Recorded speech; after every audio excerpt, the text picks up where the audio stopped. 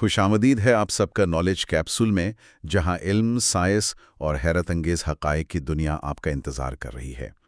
آئیں مل کر کائنات کے رازوں کو دریافت کریں اور سیکھنے کے اس سفر کو آگے بڑھائیں۔ اگر ویڈیو پسند آئے تو چینل کو سبسکرائب کریں اور علم کے اس سفر کا حصہ بنیں۔ جی، اور یہ سفر واقعی بہت دلچسپ ہونے والا ہے۔ بالکل۔ تو آج کے اس تفصیلی تجزیے میں ہم ایک بہت ہی اہم کتاب جس کا نام ہے آئل 101 اس پر بات کریں گے، اور یہ کتاب ہمیں تیل، پٹرول اور جو عالمی معاشیت ہے نا، اس کے کچھ ایسے راز سمجھاتی ہے جن سے ہم عام طور پر ناواقف ہوتے ہیں۔ ہاں، مطلب ہم سب نے دیکھا ہوگا کہ ہم پٹرول پمپ پر جاتے ہیں، گاڑیاں بھروا کے آگے بڑھ جاتے ہیں، یعنی ہم زیادہ سوچتے نہیں ہیں اس بارے میں۔ بالکل ایسا ہی ہے۔ لیکن اس کتاب کو پڑھنے کے بعد مجھے اندازہ ہوا کہ اس سب کے پیچھے چھپی جو سائنس اور سیاست کی کہانی ہے نا، وہ واقعی کسی سنسنی خیز فلم سے کم نہیں ہے۔ ہم صرف ایک مایا کی بات نہیں کر رہے، بلکہ اس پورے معاشی نظام کی بات کر رہے ہیں۔ صحیح۔ اور یہ تفصیلی تجزیہ ہمیں بڑے آسان الفاظ میں بتاتا ہے کہ یہ تیل دراصل آتا کہاں سے ہے، یعنی اسے زمین کا سینہ چیر کر نکالا کیسے جاتا ہے۔ اور سب سے اہم بات کہ اس کی قیمت پوری دنیا کو اس قدر متاثر کیوں کرتی ہے۔ ہاں، ایگزیکٹلی۔ تو شروعات اس بنیادی سوال سے کرتے ہیں کہ یہ تیل آخر زمین کے نیچے موجود کس حالت میں ہے؟ کیونکہ عام طور پر ہمارا اور شاید ہم سب کا یہی خیال ہوتا ہے کہ زمین کے نیچے نا تیل کے بڑے بڑے تالاب ہیں یا ندیاں بہہ رہی ہیں۔ ہاں، ندیاں بہہ رہی ہیں، بالکل۔ اور بس ایک لمبا سا پائپ ڈالا جاتا ہے اور ان ندیوں سے تیل کھینچ لیا جاتا ہے۔ کیا واقعی ایسا ہوتا ہے؟ کیا زمین کے نیچے کا جغرافیہ اتنا سادہ ہے؟ جی نہیں، یہ دراصل ایک بہت عام لیکن بڑی غلط فہمی ہے۔ مطلب زمین کے اندر تیل کے کوئی تالاب موجود نہیں ہے۔ اچھا، تالاب نہیں ہے؟ جی نہیں، بالکل نہیں۔ ہماری اس کتاب کے مطابق تیل دراصل چٹانوں کے اندر موجود ہوتا ہے۔ چٹانوں کے اندر؟ اور اس کو سمجھنے کے لیے ہمیں تیل کی پیداوار کی دو بنیادی اقسام کو دیکھنا ہوگا۔ ایک ہے روایتی تیل یعنی کنونشنل آئل، اور دوسرا ہے غیر روایتی تیل جسے ہم ان کنونشنل آئل کہتے ہیں۔ ایک منٹ، اگر زمین کے نیچے تالاب نہیں ہیں تو پھر یہ روایتی تیل چٹانوں کے اندر سے کیسے نکلتا ہے؟ مطلب کیا ٹھوس پتھروں کے اندر بھی تیل جمع ہو سکتا ہے؟ بالکل، اور یہیں پر علم ارضیات یعنی جیولوجی کے دو بڑے اہم تصورات آتے ہیں۔ پہلا ہے پوروسٹی۔ پوروسٹی؟ جی، پوروسٹی جس کا آسان مطلب ہے مسامداری، اور دوسرا ہے پرمیبلٹی یعنی بہاؤ کی صلاحیت۔ صحیح ہے۔ تو روایتی تیل دراصل ان چٹانوں میں پایا جاتا ہے جو بالکل ٹھوس پتھر نہیں ہوتی، بلکہ ان کے اندر چھوٹی چھوٹی خالی جگہیں یا مسام ہوتے ہیں۔ اچھا، یعنی سوراخ ہوتے ہیں۔ بالکل، ان مساموں میں کروڑوں سالوں کے دوران تیل اور گیس جمع ہو جاتے ہیں، اور صرف اتنا ہی نہیں، ان مساموں کے درمیان آپس میں راستے بھی جڑے ہوتے ہیں جسے پرمیبلٹی کہتے ہیں۔ جی بالکل، پرمیبلٹی ہوتی ہے جس کی وجہ سے تیل ایک جگہ سے دوسری جگہ بآسانی بہہ سکتا ہے۔ تو اگر ہم اسے روزمرہ کی کسی مثال سے جوڑیں تو کیا یہ ایک سپنج کی طرح کام کرتا ہے؟ ارے واہ، یہ بہت زبردست مثال دیا آپ نے۔ ہاں، مطلب جس طرح ایک سپنج میں چھوٹے چھوٹے سوراخ ہوتے ہیں جسے ہم پوروسٹی کہہ سکتے ہیں۔ ہاں ہاں۔ اور جب ہم اسپنج کو دباتے ہیں یا اس میں پانی ڈالتے ہیں تو وہ پانی ان سوراخوں کے راستے بہہ کر نکل سکتا ہے، جو کہ پرمیبلٹی ہوئی۔ تو گویا دنیا کا روایتی تیل پتھروں کے ایک بہت بڑے اسپنج میں محفوظ ہوتا ہے۔ آپ نے بالکل درست سمجھا، اور دنیا کا 96% تیل نا اسی روایتی طریقے سے حاصل کیا جاتا ہے۔ اچھا، 96%؟ جی، کیونکہ ان سپنج جیسی چٹانوں سے تیل نکالنا معاشی اور تکنیکی لحاظ سے کافی آسان ہوتا ہے۔ ہوتا یہ ہے کہ بس سیدھے یعنی عمودی یا ورٹیکل کنویں کھودے جاتے ہیں۔ صحیح، مطلب سیدھا پائپ نیچے ڈال دیا۔ ہاں، اور چونکہ تیل خود بہنے کی صلاحیت رکھتا ہے اور زمین کا ایک قدرتی دباؤ بھی ہوتا ہے، تو بس جیسی ڈرلنگ ہوتی ہے نا، تیل خود بخود پائپ کی طرف آ جاتا ہے۔ اس میں کوئی زیادہ پیچیدہ ٹیکنالوجی نہیں چاہیے۔ ایک منٹ رکیے گا.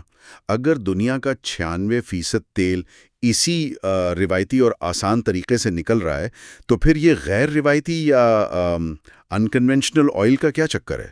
یہیں تو ساری اصل کہانی شروع ہوتی ہے. مطلب اگر روایتی طریقہ اتنا سیدھا ہے تو ہمیں کسی اور پیچیدہ طریقے کی طرف جانے کی ضرورت ہی کیوں پیش آئی؟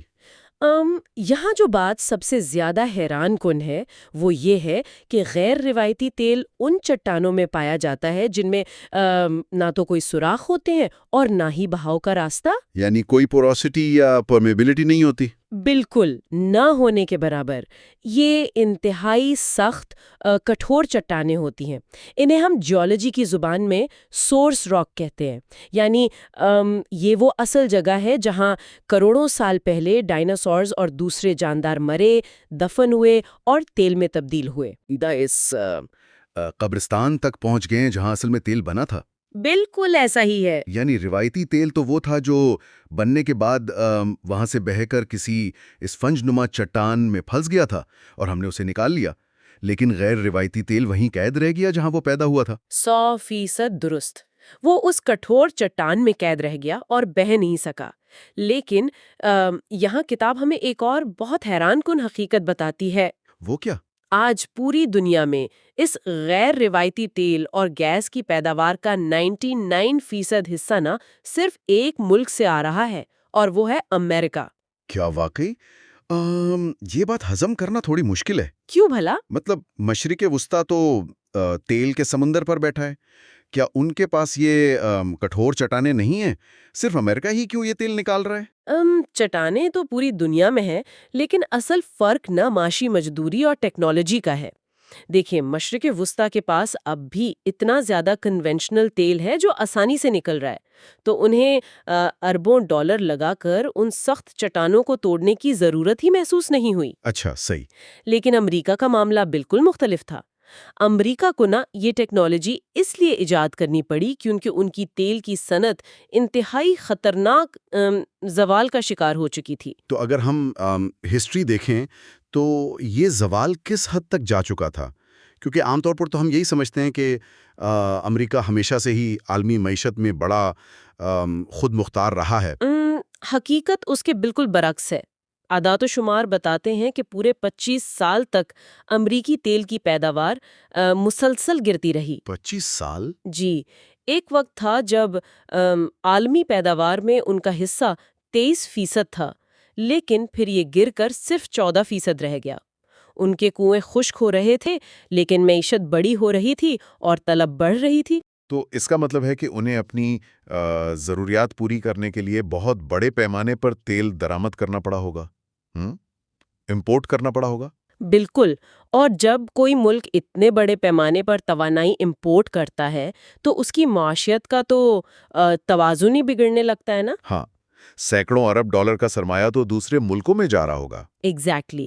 وہ مکمل طور پر محتاج ہو چکے تھے. اور پھر نا وہ وقت آیا جب پوری دنیا کی مارکیٹ نے اس بحران کی قیمت چکائی. جب سپلائی کم ہوئی نا تو تیل کی قیمتوں نے آسمان چھو لیا. میرا خیال ہے یہ 2008 کی بات ہے جب قیمتیں اچانک بہت بڑھ گئی تھی. بالکل درست. 2008 میں تیل کی قیمت $147 فی بیرل تک پہنچ گئی تھی. اوہ باپ رے. ہاں، اور قدرتی گیس بھی $14 تک چلی گئی تھی. یہ عالمی معیشت کے لیے ایک بہت تباہ پن صورتحال تھے. لیکن آپ کو بتایا نا کہ جب کسی چیز کی قیمت اتنی زیادہ بڑھ جائے تو وہ کمپنیوں کے لیے ایک فائنانشل انسینٹیو بن جاتی ہے کہ وہ کوئی نیا حل تلاش کریں. اور وہ نیا حل وہی ٹیکنالوجی تھی جس کی ہم بات کر رہے ہیں، یعنی غیر روایتی تیل نکالنے کا طریقہ. بالکل. لیکن یہ ٹیکنالوجی تھی کیا؟ اس کو سمجھنا ضروری ہے. ہاں، مجھے یہ سمجھائیں کہ یہ کام کیسے کرتا ہے، کیونکہ اگر چٹان اتنی ہی سخت ہے کہ اس میں سے پانی بھی نہیں گزر سکتا تو پھر ان چٹانوں سے کروڑوں بیرل تیل کیسے نکل رہا ہے؟ اس ناممکن کام کو ممکن بنانے کے لیے نا 2 انتہائی پیچیدہ ٹیکنالوجیز کو ملایا گیا. اچھا. پہلی تھی افقی کھدائی یا ہاریزونٹل ڈرلنگ. یعنی انجینئرز نے سیدھا نیچے ڈرل کرنے کے بجائے ہزاروں فٹ نیچے جا کر اپنی ڈرل مشین کو بتدریج 90 ڈگری کے زاویے پر موڑ دیا۔ 90 ڈگری پر؟ مطلب وہ اب نیچے نہیں بلکہ سیدھا جا رہے ہیں؟ ہاں، وہ اس سخت چٹان کے اندر کئی کلومیٹر تک افقی رخ میں ڈرل کرتے چلے جاتے ہیں۔ یعنی وہ چٹان کی تہہ کے بالکل بیچ میں سے گزر رہے ہوتے ہیں۔ لیکن صرف پائپ ڈال دینا تو کافی نہیں ہوگا نا، ہاں، کیونکہ چٹان تو اب بھی سخت ہے اور تیل خود بہہ کر پائپ میں نہیں آئے گا۔ بالکل صحیح، اور یہیں پر دوسری ٹیکنالوجی میدان میں آتی ہے جسے ہائیڈرولک فریکچرنگ یا عام زبان میں ہم فریکنگ کہتے ہیں۔ ہاں، فریکنگ تو اس میں کیا ہوتا ہے؟ ہوتا یہ ہے کہ پائپ بچھانے کے بعد اس میں سے انتہائی زیادہ دباؤ کے ساتھ پانی، ریت اور کچھ کیمیکلز کا مکسچر چٹان پر فائر کیا جاتا ہے۔ اچھا، جی، اور یہ دباؤ اتنا شدید ہوتا ہے کہ وہ ٹھوس چٹان اندر سے چٹک جاتی ہے اور اس میں دراڑیں پڑ جاتی ہیں۔ لیکن ایک بات بتائیں، جب ہم یہ دباؤ ہٹائیں گے تو زمین کا جو اپنا پریشر اور وزن ہے وہ تو ان دراڑوں کو واپس بند کر دے گا نا؟ اور یہی وہ مقام ہے جہاں اس ریت کا کام شروع ہوتا ہے جو پانی کے ساتھ مکس کی گئی تھی۔ اوہ اچھا۔ ہاں، جب چٹان میں دراڑیں پڑتی ہیں نا تو وہ ریت کے ذرات ان دراڑوں کے اندر جا کر پھنس جاتے ہیں۔ جب پانی واپس نکالا جاتا ہے تو وہ ریت ان دراڑوں کو بند نہیں ہونے دیتی اور ان چھوٹی چھوٹی دراڑوں سے وہ تیل اور گیس جو کروڑوں سالوں سے قید تھی وہ آخر کار بہہ کر پائپ میں آ جاتی ہے۔ واہ، یہ واقعی حیران کن ہے۔ مطلب ہم نے لفظی طور پر زمین کی ساخت کو توڑ کر ایک نیا راستہ بنا لیا ہے۔ بالکل ایسا ہی ہے۔ اور اس فریکنگ ٹیکنالوجی کے نتائج کیا نکلے امریکہ کے لیے؟ نتائج تو توقعات سے کہیں زیادہ ڈرامائی تھے۔ پہلے انہوں نے اس طریقے سے قدرتی گیس نکالی، پھر تیل پر فوکس کیا، اور 2014 میں امریکہ نے ایک ہی سال کے اندر تیل کی پیداوار میں اتنا بڑا اضافہ کیا جتنا تاریخ میں آج تک کسی بھی ملک نے ایک سال کے عرصے میں نہیں کیا تھا۔ کیا بات ہے! مطلب ایک زوال کا شکار ملک راتوں رات بادشاہ بن گیا؟ جی، اور سب سے اہم بات یہ ہے کہ اگر یہ فریکنگ ٹیکنالوجی نہ ہوتی تو آج لوگوں کی بجلی کے بل کم از کم 3 گنا زیادہ ہوتے اور پیٹرول کی قیمتیں تو دگنی سے بھی اوپر ہوتی۔ اچھا، تو اب یہاں ایک اور سوال پیدا ہوتا ہے۔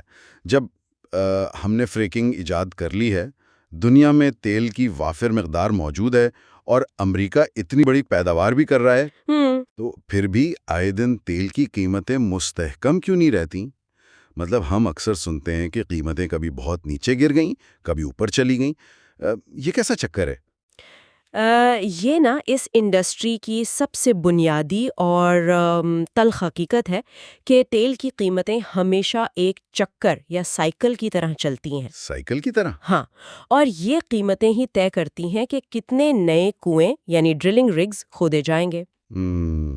اس میکانزم کو ذرا تھوڑا تفصیل سے سمجھائیں۔ قیمت اور نئے کنویں کھودنے کا آپس میں کیا تعلق ہے؟ دیکھیں، جب عالمی مارکیٹ میں تیل کی قیمت بہت زیادہ ہوتی ہے تو تیل نکالنے والی ہر کمپنی کو بہت بھاری منافع نظر آتا ہے، تو وہ تیزی سے نئے ڈرلنگ رگز لگانے لگتے ہیں۔ جب ہر کمپنی نیا تیل مارکیٹ میں لاتی ہے تو منڈی میں کیا ہوتا ہے؟ تیل کی بھرمار ہو جاتی ہے، اوور سپلائی ہو جاتی ہے۔ اور ظاہر ہے جب سپلائی ضرورت سے زیادہ ہوگی تو قیمتیں گرنا شروع ہو جائیں گی۔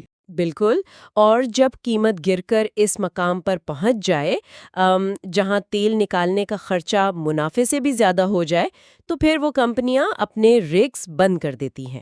اچھا، تو مطلب نئے کنویں کھودنا بند ہو جاتے ہیں؟ جی، اور جب مارکیٹ میں نیا تیل آنا بند ہو جاتا ہے تو موجودہ سپلائی کم ہونے لگتی ہے، قلت پیدا ہوتی ہے اور قیمتیں دوبارہ اوپر جانا شروع ہو جاتی ہیں، اور جب قیمتیں واپس اوپر آتی ہیں تو بحالی اتنی ہی تیزی سے ہوتی ہے۔ لیکن میں نے پڑھا تھا کہ اس سائیکل میں وقت بہت اہم ہے۔ مطلب کیا رگز اتنی جلدی لگائے یا ہٹائے جا سکتے ہیں؟ کیونکہ ہم تو سنتے ہیں کہ کئی سال لگ جاتے ہیں۔ یہیں پر سب سے بڑی تبدیلی آئی ہے اور اسی نقطے نے دنیا میں طاقت کا توازن بدل دیا ہے۔ اچھا، وہ کیسے؟ ماضی میں جب کمپنیاں سمندر کے اندر آف شور گہرے کنویں لگاتی تھی تو ایک پروجیکٹ کو شروع کرنے اور وہاں سے تیل نکالنے میں 5 سے 10 سال لگ جاتے تھے۔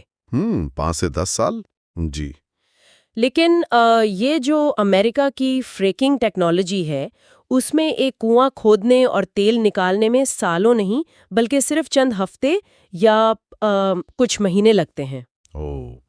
یعنی جب قیمت گرتی ہے تو وہ فوری طور پر پیداوار روک سکتے ہیں، اور جب بڑھتی ہے تو چند ہفتوں میں دوبارہ تیل مارکیٹ میں لا سکتے ہیں۔ 100% ایسا ہی ہے، اور اس کی مثال ہمیں تب ملی جب تیل کی قیمتیں شدید گرنے کے بعد واپس $50 پر آئے نا، تو محض 10 ماہ کے اندر کام کرنے والے رگز کی تعداد دگنی ہو گئی تھی۔ یہ تاریخ کی سب سے تیز بحالی تھی۔ تو اگر ہم اس کو ایک بڑے کینوس پر دیکھیں، عالمی سطح کے کھیل میں، تو اس کا مطلب ہے کہ اوپیک ممالک کا جو کردار تھا وہ بدل چکا ہے، کیونکہ اوپیک کی تو حکمت عملی یہ ہوتی تھی کہ سپلائی کو کم کر کے قیمتوں کو کنٹرول کیا جائے۔ آپ نے بالکل صحیح نشاندہی کی ہے۔ اس پوری صورتحال نے امریکہ کو ایک نیا کردار دے دیا ہے، جسے ہم ماہرین معاشیات کی زبان میں سانگ پروڈیوسر کہتے ہیں۔ سانگ پروڈیوسر، اس کا عملی طور پر کیا مطلب ہے؟ سانگ پروڈیوسر اس ملک یا گروپ کو کہتے ہیں جو اپنی پیداوار کو اتنی تیزی سے اور اتنے بڑے پیمانے پر کم یا زیادہ کر سکے کہ وہ اکیلے ہی پوری عالمی مارکیٹ کا توازن کنٹرول کر لے۔ اور ماضی میں یہ کردار اوپیک یعنی خاص طور پر سعودی عرب کے پاس ہوتا تھا؟ جی بالکل، جب وہ چاہتے تھے پیداوار کم کرتے تھے اور تیل مہنگا ہو جاتا تھا، لیکن اب ایسا نہیں ہے۔ تو مطلب اگر اب اوپیک پیداوار کم کر کے قیمت بڑھانے کی کوشش کرے گا تو کیا ہوگا؟ تو جیسے ہی مارکیٹ میں قیمت تھوڑی سی اوپر جائے گی نا، وہ بڑھی ہوئی قیمت امریکی کمپنیوں کے لیے ایک سگنل کا کام کرے گی۔ اچھا۔ اور چونکہ وہ چند ہفتوں میں کنویں چالو کر سکتے ہیں، وہ فوری طور پر فریکنگ کے ذریعے لاکھوں بیرل نیا تیل مارکیٹ میں پھینک دیں گے، اور اس حد سے زیادہ سپلائی کی وجہ سے قیمت کو مجبوراً واپس نیچے آنا پڑے گا۔ واہ! دوسرے الفاظ میں امریکہ کا جو غیر روایتی تیل ہے وہ اب عالمی منڈی میں ایک چھت یا ایک سیلنگ کا کام کر رہا ہے۔ جیسے ہی قیمت اس چھت کو چھوتی ہے، امریکی سپلائی اسے واپس دبا دیتی ہے۔ بالکل ایسا ہی ہے۔ ماضی میں جب قیمتیں بڑھتی تھی نا، تو مقصد ہوتا تھا کہ پوری دنیا میں نئے ذخائر تلاش کیے جائیں، لیکن اب تیل کی قیمتیں عالمی سطح پر پیداوار بڑھانے کے بجائے امریکی پیداوار کی رفتار کو کنٹرول کرنے یعنی اسے دبانے کا کام کرتی ہیں۔ صحیح۔ یہ جو قیمتوں کا اتار چڑھاؤ ہے نا، یہ دراصل امریکہ کی اسی تیز رفتار پیداوار کا رد عمل ہے۔ یہ سب جان کر واقعی اندازہ ہوتا ہے کہ دنیا کتنی تیزی سے بدل رہی ہے، اور کیسے ایک ٹیکنالوجی پوری جغرافیائی سیاست کو نئے سرے سے لکھ رہی ہے۔ تو اگر ہم آج کی اس پوری گفتگو کو سمیٹیں تو ہم نے جانا کہ تیل زمین کے نیچے کیسے چھپا ہوتا ہے۔ ہم نے اس عام غلط فہمی کو دور کیا کہ زمین کے نیچے تیل کی ندیاں بہہ رہی ہیں۔ ہاں بالکل۔ بلکہ ہم نے سیکھا کہ روایتی تیل اسفنج جیسی چٹانوں کے مساموں میں ہوتا ہے، جہاں سے وہ قدرتی دباؤ سے نکلتا ہے۔ صحیح۔ پھر ہم نے یہ بھی سمجھا کہ کیسے ڈائناسورز اور جانداروں کی باقیات کٹھور چٹانوں میں قید رہ گئیں، اور سب سے اہم بات کہ کیسے امریکہ کی تیل کی صنعت 25 سال کے طویل زوال سے گزری، لیکن پھر افقی کھدائی اور فریکنگ ٹیکنالوجی نے ایک زوال پذیر صنعت کو مارکیٹ کا بادشاہ بنا دیا۔ بالکل ایسا ہی ہے۔ اور اب امریکہ ایک سانگ پروڈیوسر کے طور پر تیل کی عالمی قیمتوں کو کنٹرول کر رہا ہے۔ اگلے حصے میں ہم آئل انڈسٹری کی سٹرکچر اور ڈرلنگ پروسیس کے بارے میں سیکھیں گے۔ جی، اور اس سے پہلے کہ ہم آج کا یہ علمی سفر ختم کریں، میں چاہوں گی کہ ہم سب مل کر ایک بہت ہی گہری بات پر سوچیں۔ جی فرمائیے۔ آج ہم نے دیکھا نا کہ کیسے ٹیکنالوجی نے ان انتہائی سخت چٹانوں کو دنیا کی سب سے بڑی طاقت بنا دیا جنہیں کبھی بالکل بیکار سمجھا جاتا تھا۔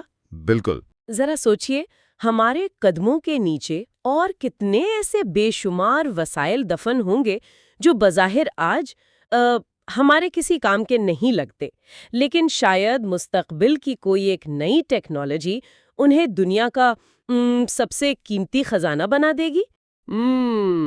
تصور کریں کہ ایک ڈنر پلیٹ کے سائز کا لوہے کا ٹکڑا زمین میں کوئی 3 میل گہرائی پر ٹھوس چٹان کو چیرتے ہوئے ایک بہت ہی مخصوص اور چھوٹے سے ٹارگٹ کی طرف بڑھ رہا ہے۔ اور وہ بھی بالکل اندھیرے میں، بغیر دیکھے۔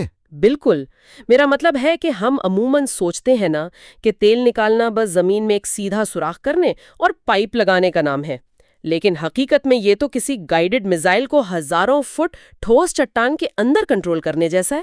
یہ واقعی ایک زبردست انجینئرنگ کا کمال ہے۔ دی ڈیپ ڈائیو کے اس تفصیلی تجزیے میں آج ہم اسی پراسرار اور پیچیدہ دنیا کو سمجھنے کی کوشش کریں گے۔ پچھلے حصے میں ہم نے تیل کی بنیادی باتوں اور پرائس ڈائنامکس یعنی اس کی قیمتوں کے تعین کے عوامل کو سمجھا تھا۔ جی، اور وہ معلومات آج کے ٹاپک کے لیے ایک زبردست بیس بناتی ہیں۔ صحیح، تو آج کا ہمارا مشن یہ جاننا ہے کہ تیل کی تلاش اور اسے زمین سے نکالنے کا اصل مرحلہ وار عمل کیا ہے۔ ہم ایکسپلوریشن سے لے کر کھدائی، جدید آلات اور چٹانوں کو توڑ کر تیل نکالنے تک کا پورا سفر طے کریں گے۔ اور یہ سفر واقعی بہت دلچسپ ہونے والا ہے۔ تو چلیں اس کو تھوڑا تفصیل سے سمجھتے ہیں۔ زمین میں اتنا گہرا سوراخ کرنے سے پہلے یہ کیسے پتہ چلتا ہے کہ ڈرلنگ کرنی کہاں ہے؟ کیونکہ اندھا دھند کھدائی کرنا تو میرا مطلب ہے یہ تو معاشی طور پر ایک بہت بڑی بے وقوفی ہوگی نا۔ بالکل، دیکھیں یہیں سے سائنس کا اصل کمال شروع ہوتا ہے۔ فزیکل ڈرلنگ سے بہت پہلے ارضیات دان زمین کے اندر کا ایک تفصیلی نقشہ تیار کرتے ہیں۔ اس پورے عمل کو سیسمک ڈیٹا کلیکشن کہا جاتا ہے۔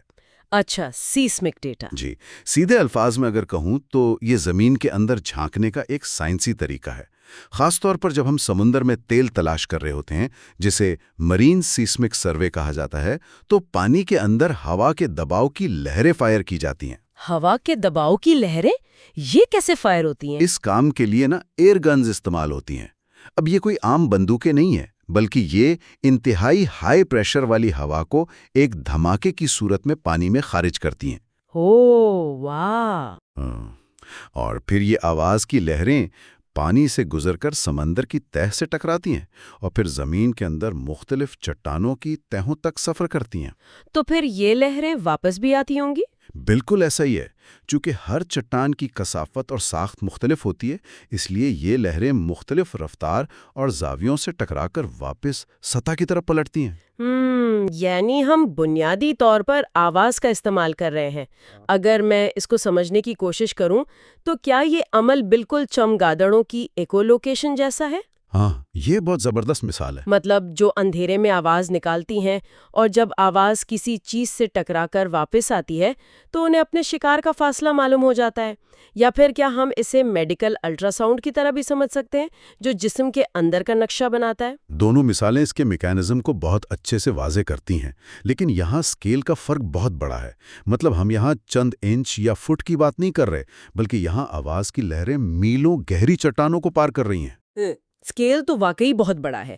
تو جب یہ لہریں واپس آتی ہیں تو انہیں ریکارڈ کیسے کیا جاتا ہے؟ انہیں کیچ کرنے کے لیے خاص قسم کے مائکروفونز استعمال کیے جاتے ہیں، جنہیں ہائیڈروفونز کہتے ہیں۔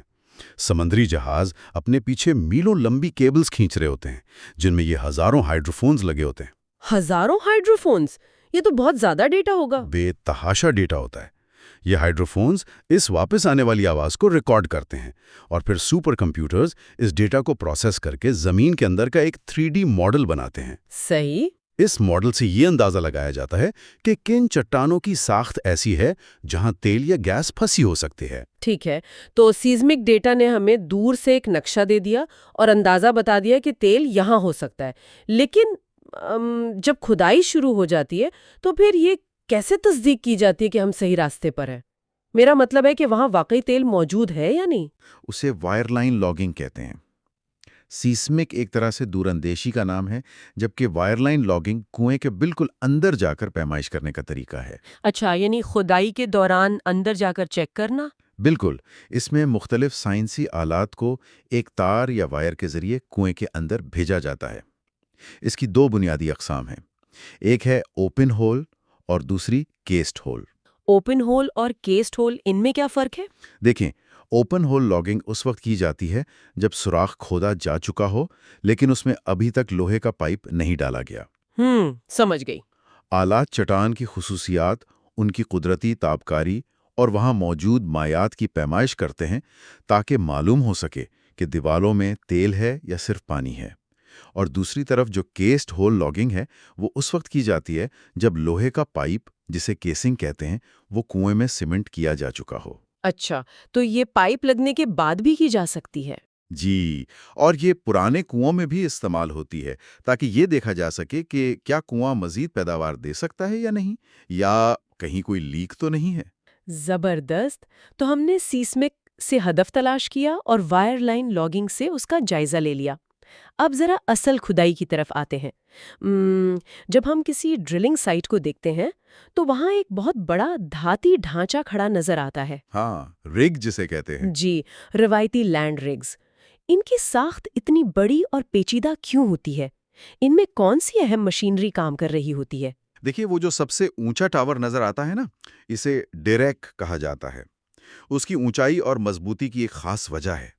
ड्रिलिंग के दौरान लोहे के भारी पाइप्स को जोड़कर जमीन में उतारा जाता है। सही। डेरेक का बुनियादी मकसद उन हजारों फुट लंबे और लाखों पाउंड वजनी पाइप्स को उठाना और कंट्रोल करना है। और डेरेक के साथ ही एक बहुत अहम डिवाइस मुंसलिक होती है, जिसे टॉप ड्राइव कहते हैं। Top drive. मैं सोच रही थी कि माजी में तो शायद पाइप्स को कुएं के फर्श पर लगी मोटरों से घुमाया जाता था। इस टॉप ड्राइव ने क्या तब्दीली पैदा की है? आप बिल्कुल सही कह रही हैं। माजी में रोटरी टेबल और कैली का इस्तेमाल होता था, जो कुएं के फर्श पर रखकर पाइप को घुमाते थे। वो तरीका काफी सुस्त था और उसमें खतरात भी ज्यादा थे। अच्छा। टॉप ड्राइव दरअसल एक बड़ी मोटर है जो डेरेक के ऊपर से लटकी होती है और पाइप को ऊपर से ही पकड़कर घुमाती है। इसका फायदा यह है कि ये बेवक्त खुदाई भी कर सकती है और मुसलसल पाइप को घुमा भी सकती है। यानी काम बहुत तेज हो जाता होगा। बिल्कुल, इससे ना सिर्फ वक्त बचता है, बल्कि खुदाई का अमल भी ज्यादा हमवार हो जाता है। और हाँ, इन भारी पाइप्स और टॉप ड्राइव को ऊपर नीचे करने के लिए ड्रॉवर्क्स का इस्तेमाल किया जाता है। ड्रॉवर्क्स, ये क्या होता है? ये एक बहुत बड़ा स्टील का स्पूल या विंच सिस्टम है, जो ताकतवर केबल्स के जरिए इस पूरे वजन को कंट्रोल करता है। ड्रॉवर्क्स को ना एक इंतहाई ताकतवर ब्रेकिंग सिस्टम के तौर पर भी देखा जा सकता है। ब्रेकिंग सिस्टम से मुझे ख्याल आया, जब हम हजारों फुट नीचे जा रहे हैं तो वहां चट्टानों का और उनके अंदर मौजूद गैस या तेल का दबाव तो बहुत ज्यादा होता होगा। ओह, इंतहाई ज्यादा दबाव होता है। तो अगर खुदाई के दौरान ड्रिलिंग बिट किसी ऐसे जोन में दाखिल हो जाए जहां हाई प्रेशर गैस मौजूद हो, तो वो गैस तो सीधा पाइप के रास्ते ऊपर की तरफ भागेगी ना। इस तरह की हंगामी सूरत हाल से निपटने के लिए क्या किया जाता है? ये ड्रिलिंग के सबसे खतरनाक पहलुओं में से एक है। अगर वो दबाव कंट्रोल से बाहर होकर सतह पर आ जाए तो इसे ब्लो आउट कहते हैं, जो एक तबाहकुन धमाका हो सकता है। ओ खुदा, यानी बहुत बड़ी तबाही। बिल्कुल। और इसको रोकने के लिए कुएं के बिल्कुल मुंह पर, सरफेस के मकाम पर, एक बहुत बड़ा और पेचीदा वॉल्व सिस्टम लगाया जाता है, जिसे BOP यानी ब्लो आउट प्रिवेंटर कहते हैं। तो ये वाकई किसी बहुत बड़ी तबाही को रोकने वाला वो हतमी इमरजेंसी ब्रेक है? 100%। अगर ड्रिलर्स को महसूस होना कि नीचे से कोई गैर मुतवक्का दबाव ऊपर आ रहा है, तो वो BOP को एक्टिवेट कर देते हैं। ये सिस्टम कुएं को फौरी तौर पर सील कर देता है। फौरी तौर पर? हाँ, और कुछ BOPs तो इतने ताकतवर होते हैं कि अगर इमरजेंसी में कुएं को बंद करना पड़े तो वो ड्रिल पाइप को काट कर भी सुराख को मुकम्मल तौर पर बंद कर सकते हैं, ताकि कोई भी चीज बाहर न निकल सके। ये सतह पर मौजूद आखिरी और सबसे अहम दिफाई लाइन है। ये तो वाकई एक जबरदस्त इंजीनियरिंग है। हमने टावर खड़ा कर लिया, पाइप लटका दिए और सेफ्टी के लिए BOP भी लगा दिया, लेकिन ये पाइप तो सिर्फ एक जरिया है ना? बिल्कुल, असल काम तो नीचे हो रहा है। जी, असल में वो क्या चीज है जो इतनी गहराई में जाकर सख्त तरीन पत्थरों को काट रही है? ड्रिल बिट्स आखिर किस चीज से बने होते हैं जो इन चट्टानों को तोड़ने की सलाहियत रखते हैं? देखें, चट्टान को काटने का सारा काम ड्रिल बिट का होता है, जो पाइप के सबसे निचले सिरे पर लगा होता है। बुनियादी तौर पर इस सनत में 2 तरह के बिट्स का ज्यादा इस्तेमाल होता है। अच्छा, वो कौन कौन से हैं? पहली किस्म है रोलर कोन बिट्स की। इसमें 3 तिकोनी शक्ल के कोन्स होते हैं, जिन पर स्टील या टंगस्टन कार्बाइड के दांत लगे होते हैं। जब बिट घूमता है तो ये कोन्स भी घूमते हैं और चट्टान को अपने वजन से कुचलकर तोड़ते हैं। ये तरीका आमतौर पर दरमियाने दर्जे की या बासख्त चट्टानों के लिए इस्तेमाल होता है। सही। लेकिन आजकल एक और टेक्नोलॉजी ने मार्केट को मुकम्मल तौर पर बदल दिया है, और वो है फिक्स्ड कटर या PDC बिट्स। PDC यानी पॉलीक्रिस्टलाइन डायमंड कॉम्पैक्ट। نام سے تو لگتا ہے کہ اس میں ہیرے کا استعمال کیا جا رہا ہے. کیا واقعی چٹانوں کو کاٹنے کے لیے ہیرے استعمال ہو رہے ہیں؟ جی ہاں، بالکل. ان بٹس پر مصنوعی ہیرے کے چھوٹے چھوٹے کٹرز لگے ہوتے ہیں. رولر کون بٹس کے برعکس پی ڈی سی بٹس میں کوئی گھومنے والا حصہ نہیں ہوتا. اچھا، تو وہ کام کیسے کرتے ہیں؟ یہ ایک ہی ٹھوس ٹکڑا ہوتا ہے، اور جب یہ گھومتا ہے تو اس پر لگے ہیرے چٹان کو کچلنے کے بجائے اسے چھیلتے یا کھرچتے ہیں. ہیرا چونکہ دنیا کا سخت ترین مادہ ہے، اس لیے یہ چٹان کو بہت تیزی اور صفائی سے کاٹتا ہے. واہ، ہیروں سے چٹانیں کاٹنا! ہاں، اور دلچسپ بات یہ ہے کہ ماضی میں یہ مانا جاتا تھا کہ پی ڈی سی بٹس صرف نرم چٹانوں کے لیے کارآمد ہیں، کیونکہ سخت پتھر ہیرے کے کٹرز کو توڑ سکتے تھے. لیکن اب مٹیریل سائنس اتنی ترقی کر چکی ہے کہ جدید پی ڈی سی بٹس سخت اور کھردری چٹانوں کو بھی بآسانی کاٹ لیتے ہیں. یہ تو بہت زبردست بات ہے. ہاں، اور ان کی کارکردگی اتنی زیادہ ہے کہ اب بہت سی کمپنیاں ان بٹس کو خریدنے کے بجائے ڈرلنگ کے فاصلے کے حساب سے کرائے پر لیتی ہیں. لیکن میں سوچ رہی تھی کہ جب ایک ہیرا ہزاروں فٹ نیچے سخت پتھر کو کھرچ رہا ہو تو وہاں پیدا ہونے والی رگڑ اور حرارت کا تصور کرنا بھی مشکل ہے. بالکل، بہت زیادہ حرارت پیدا ہوتی ہے. اور اس کے علاوہ جو پتھر کٹ رہا ہے اس کا ملبہ یا کچرا بھی تو وہیں جمع ہو رہا ہوگا نا. اگر اس کچرے کو نہ نکالا جائے تو بٹ تو وہیں جام ہو جائے گا. اس مسئلے کو کیسے حل کیا جاتا ہے؟ اس کا حل ڈرلنگ مڈ ہے. کھدائی کا سارا عمل ایک خاص قسم کے سیال پر منحصر ہوتا ہے جسے ڈرلنگ فلوئڈ یا ڈرلنگ مڈ کہا جاتا ہے. یہ کوئی عام مٹی اور پانی کا مکسچر نہیں ہے، بلکہ مختلف کیمیکل سے تیار کردہ ایک انتہائی ضروری فلوئڈ ہے. تو یہ مڈ کام کیسے کرتا ہے؟ اس مڈ کو پائپ کے اندر سے پمپ کیا جاتا ہے. یہ بٹ کے سوراخوں سے باہر نکلتا ہے اور پھر پائپ اور کنویں کی دیوار کے درمیانی راستے سے واپس اوپر آتا ہے. اس مڈ کے 3 بنیادی کام ہیں. اچھا. پہلا تو یہ کہ یہ مسلسل بہاؤ کی وجہ سے بٹ کو ٹھنڈا رکھتا ہے اور رگڑ کو کم کرتا ہے. دوسرا، یہ کٹے ہوئے پتھر کے کچرے جسے کٹنگز کہتے ہیں کو اپنے ساتھ سرفیس پر واپس لے آتا ہے. اگر میں اسے سمجھنے کی کوشش کروں تو یہاں جو بات مجھے سب سے زیادہ حیران کن لگتی ہے وہ یہ ہے کہ یہ ڈرلنگ مڈ بالکل انسانی جسم میں دوڑنے والے خون کی طرح کام کر رہا ہے. کیا زبردست تشبیہ دی ہے آپ نے. مطلب جیسے خون درجہ حرارت کو کنٹرول کرتا ہے، خلیوں سے غیر ضروری مواد نکال کر باہر لاتا ہے اور جسم میں ایک خاص دباؤ برقرار رکھتا ہے، کیا مڈ بھی کنویں کے اندر دباؤ کو برقرار رکھنے کا کام کرتا ہے؟ یہ موازنہ بہت ہی مناسب ہے. مڈ کا تیسرا اور سب سے اہم کام دباؤ کو متوازن رکھنا ہی ہے. دیکھیں، چٹانوں کے اندر ہائیڈرو کاربنز کا اپنا ایک شدید دباؤ ہوتا ہے. جی. تو مڈ کو اس طرح ڈیزائن کیا جاتا ہے کہ اس کا وزن اور کثافت کنویں کے اندر ایک ایسا دباؤ پیدا کرے جو چٹان کے دباؤ سے تھوڑا سا زیادہ ہو. اس حالت کو اوور بیلنسڈ کہا جاتا ہے. اور اس اوور بیلنسڈ ہونے کا فائدہ کیا ہے؟ یہ دباؤ تیل یا گیس کو کنویں میں اچانک داخل ہونے سے روکتا ہے، جس سے خطرناک ککس نہیں لگتی اور بلو آؤٹ کا خطرہ کم ہو جاتا ہے. اور جس طرح جسم خون کو صاف کرتا ہے، اسی طرح جب مڈ کچرے کے ساتھ سرفیس پر آتا ہے تو اسے شیل شیکر نامی مشین سے گزارا جاتا ہے. شیل شیکر یہ کوئی چھاننے والی چیز ہے؟ بالکل. شیل شیکر ایک وائبریٹنگ چھلنی کی طرح کام کرتا ہے جو پتھر کے کچرے کو الگ کر کے گرا دیتا ہے اور صاف شدہ مڈ کو دوبارہ مڈ پٹ میں بھیج دیا جاتا ہے تاکہ اسے دوبارہ پمپ کیا جا سکے. یہ سب تو ایک سیدھی عمودی کھدائی کی صورتحال ہے نا؟ ہم زمین میں سیدھا نیچے جا رہے ہیں.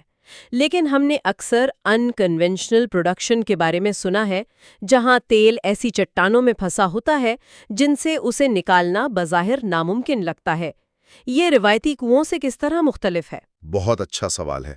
دیکھیں، روایتی یا کنونشنل ریزروائرز میں چٹانوں کے اندر سوراخ یا خالی جگہ ہوتی ہیں جسے ہم پوروسٹی کہتے ہیں، اور یہ سوراخ ایک دوسرے کے ساتھ جڑے ہوتے ہیں جسے پرمیبلٹی کہتے ہیں. صحیح. ایسے ریزروائرز میں آپ بس سیدھا سوراخ کرتے ہیں اور تیل قدرتی دباؤ یا پمپنگ سے آسانی سے باہر آ جاتا ہے.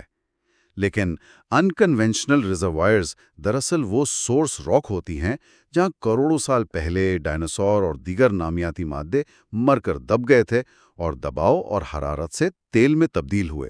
اچھا، تو مسئلہ کیا ہوتا ہے ان میں؟ مسئلہ یہ ہے کہ ان چٹانوں کی پوروسٹی اور پرمیبلٹی انتہائی کم ہوتی ہے.